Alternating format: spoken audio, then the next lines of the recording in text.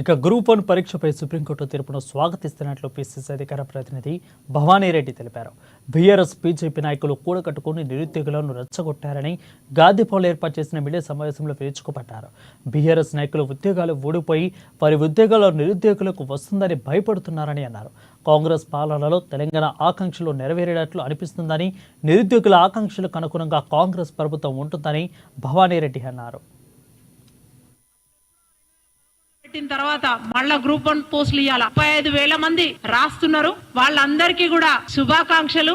చక్కగా వాళ్ళు రకరకాల ఉద్యోగాలలో డిఎస్పి, ఆర్డీఓ, సబ్ రిజిస్ట్రార్, తర్వాత జాయింట్ కలెక్టర్, ఇట్లాంటి అన్ని కూడా ఆడిటర్, ఆడిటింగ్ ఆఫీసర్, ఇట్లాంటి అన్ని ఉన్నాయి. వాళ్ళకి మంచి మంచి ఉద్యోగాలలో కూడా అందరూ వాళ్ళ విధుల్లో జాయిన్ కావాలి తర్వాత అని చెప్పి ఆకాంక్షిస్తూ, ఇకపోతే ఇంత గొప్ప అవకాశాన్ని కల్పించిన మన రాష్ట్ర గౌరవ ముఖ్యమంత్రి గారికి, కాంగ్రెస్ ప్రభుత్వానికి ధన్యవాదాలు తెలుపుకుంటూ, విద్యార్థులందరూ కూడా నిన్న మొన్న జరిగింది మనం చూసినాం.